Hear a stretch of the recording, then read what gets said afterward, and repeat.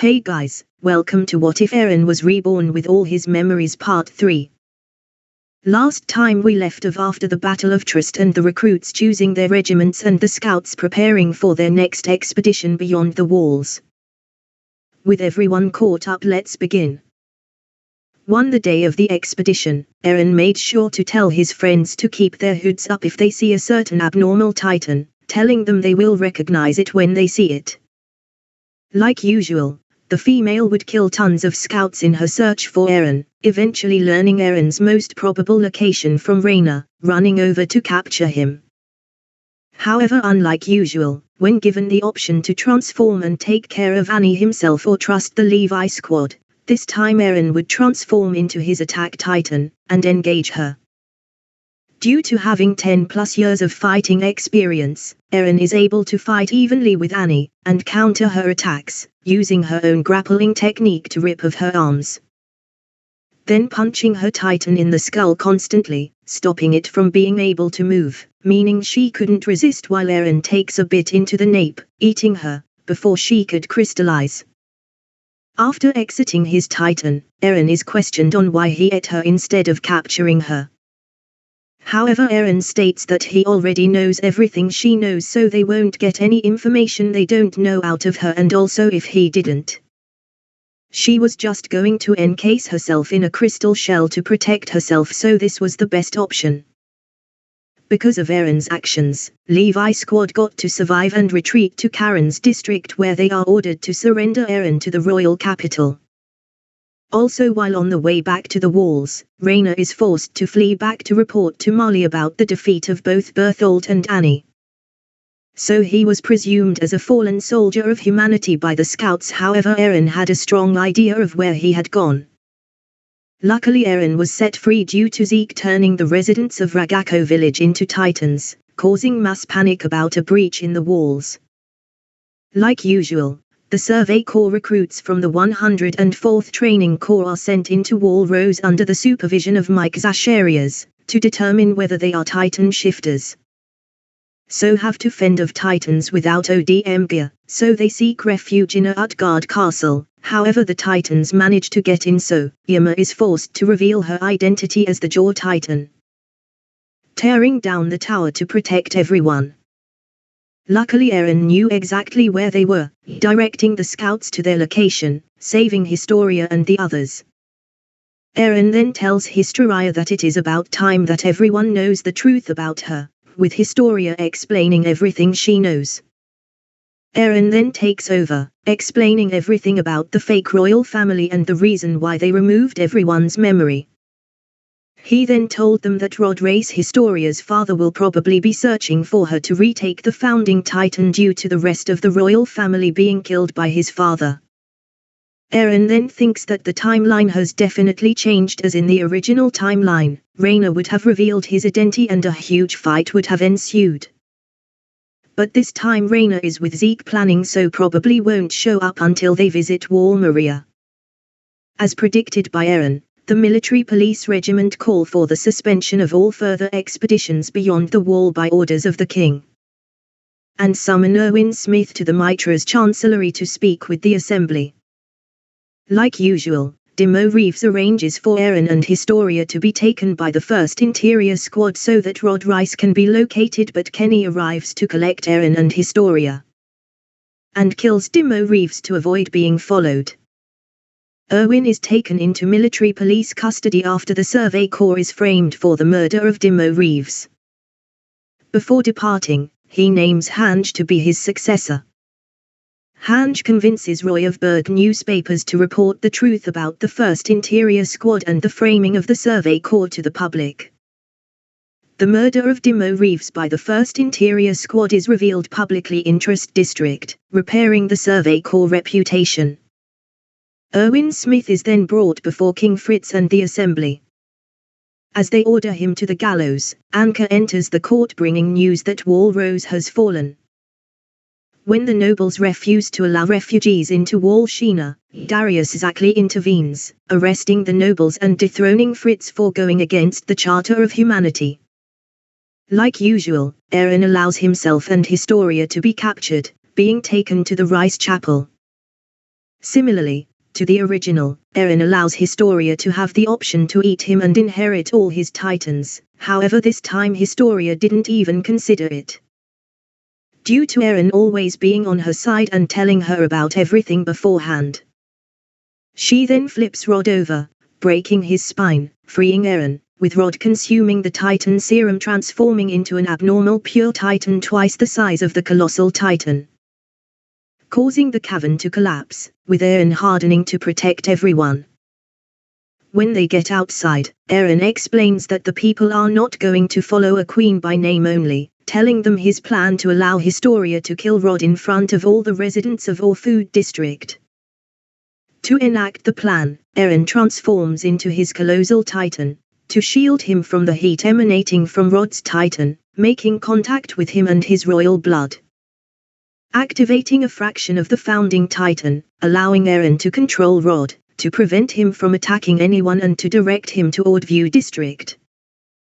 When they arrive, Eren would blow up Rod, scattering chunks of him in all directions, allowing Historia to land the final blow, slicing the nape, killing him, leading to her being ceremonially crowned Queen of the Walls. The nobles from the assembly are then imprisoned and members of the military take their places. Contraband formerly possessed by the 1st Interior Squad is used by the Survey Corps to create new technology, such as the Thunder Spears. Like usual, Queen Historia starts an orphanage, saving all the orphans and needy, from the undergrounds to the edge of the walls. While talking about their next plans to prepare for Mali and their predicted attacks, Mikasa, who still has a crush on Eren, pulls him aside, asking him why he cares so much about Historia. Hearing this question, not wanting to answer, Eren turns his head so Mikasa couldn't see his face, saying that it's because she is queen, so very important to the island. But Mikasa doesn't buy that answer, countering, reminding Eren that he cared about her the moment he saw her, so what is she to you really? Not wanting to answer, Eren sits down, covering his face, so Mikasa doesn't see him, blushing slightly, mumbling, I don't know, something about her makes me feel full, like she was the other half of me. So when she is in danger, it feels like I am too, so I must protect her, because now I have felt her presence, I can never live without her. Hearing this, Mikasa takes it the same as a love confession, staring at Historia in the distance playing with the orphans, with a murderous glare.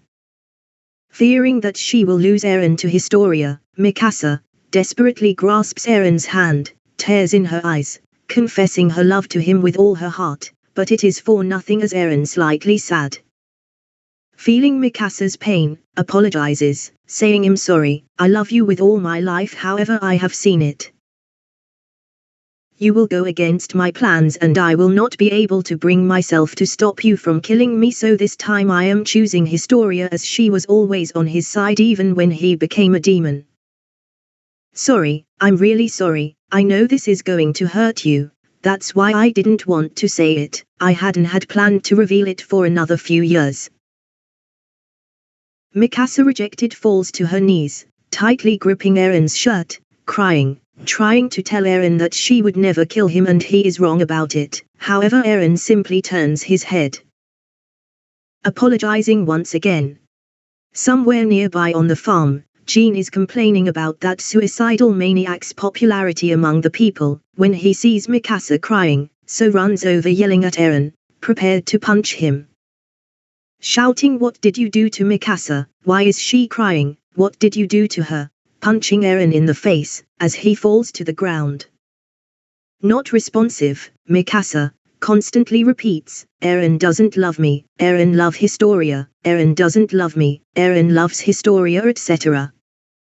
Hearing this, Jean is enraged more, yelling, what, you love Historia, how don't you love Mikasa, she is so beautiful, and is willing to snap a Titan's neck for you. Already rushing over to the site of the commotion, Historia overhears Jean yelling that Eren loves her, and begins to blush, however she quickly stops, running over, pulling Jean off Eren, who was punching Eren constantly, despite him not fighting back. Seeing that Eren wasn't fighting back, she questions it, but Eren simply responds that he will heal from this soon, but Mikasa won't heal from the pain he put her through by rejecting her. So he deserves to get hit, to feel a fraction of the pains she is feeling. Understanding what Eren means, Historia explains that yes, it may hurt Mikasa hearing the person she loves doesn't see her the same way. But it's better she learns that now instead of devoting her whole life to something that will never happen. It may be hard, but she will heal eventually. And may one day find someone who loves her back. She then tells Eren that it made her very happy when she heard that he loves her, which shocks Eren, as he was unaware Historia heard that, starting to blush profusely, saying in fractions, You heard that.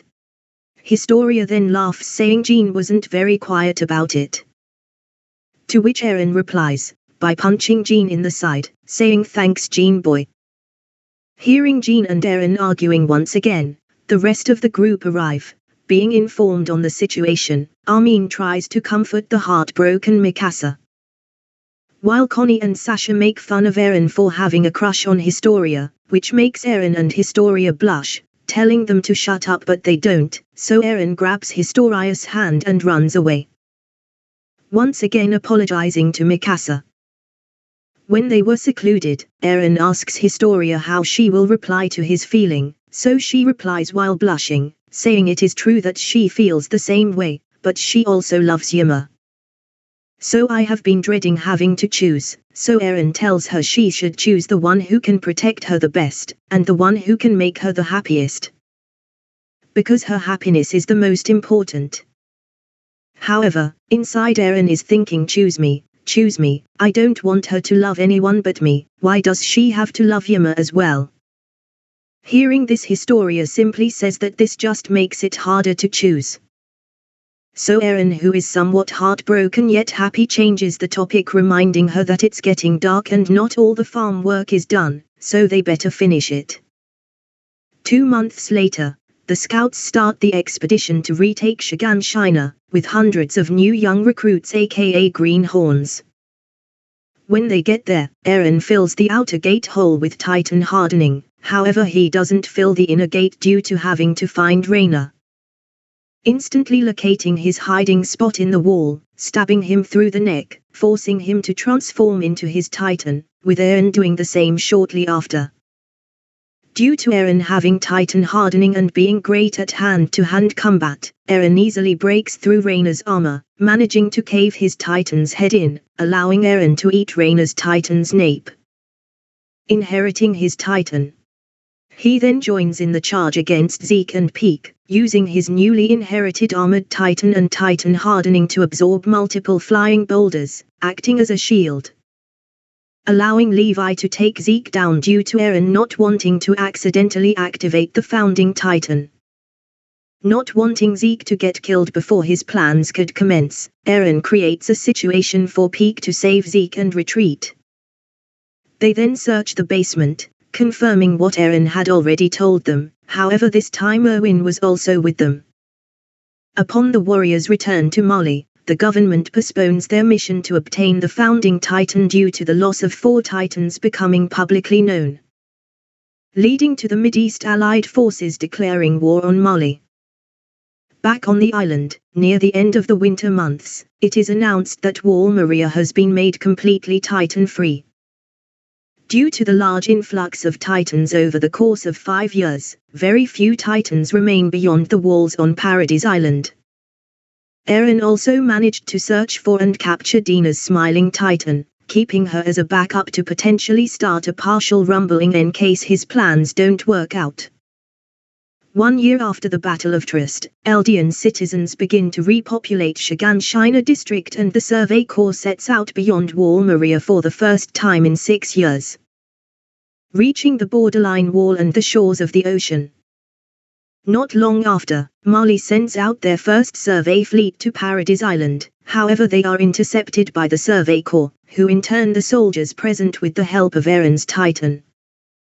The anti-Malian volunteers on board defect to the people of the Wall's side, giving them information about Mali and their technology, as well as Zek's secret plan to save the Eldian people. Other Malian soldiers are eventually convinced to lend their aid to Paradise Island. As soon as it was possible to be alone with Yelena, Eren informs her that he is aware of the tainted alcohol and euthanization plan, pretending to be down for the plan. Trying to empathize with the plan to gain her and Zeke's trust. For the first time in 100 years, people beyond the walls visit paradise to build relations instead of conflict. Kiyomi Azumabito of the nation of Hitsuru visits the island of Paradise, with the intention of forming an alliance. Kiyomi also reveals that Mikasa Ackerman is a long-lost descendant of the Azumabito clan, making her the equivalent of royalty in Hitsuru. Kiyomi explains the 3 conditions needed to protect Paradise Island from external invasion. Eren objects to the 3rd condition of maintaining possession of a titan with royal blood, as it is not only risky, but would mean sacrificing Historia's children for their own survival. Okay guys, this is the end of the 3rd part. If you enjoyed, please consider leaving a like, commenting, and subscribing. With that out the way, this is Demonic Saiyan saying bye.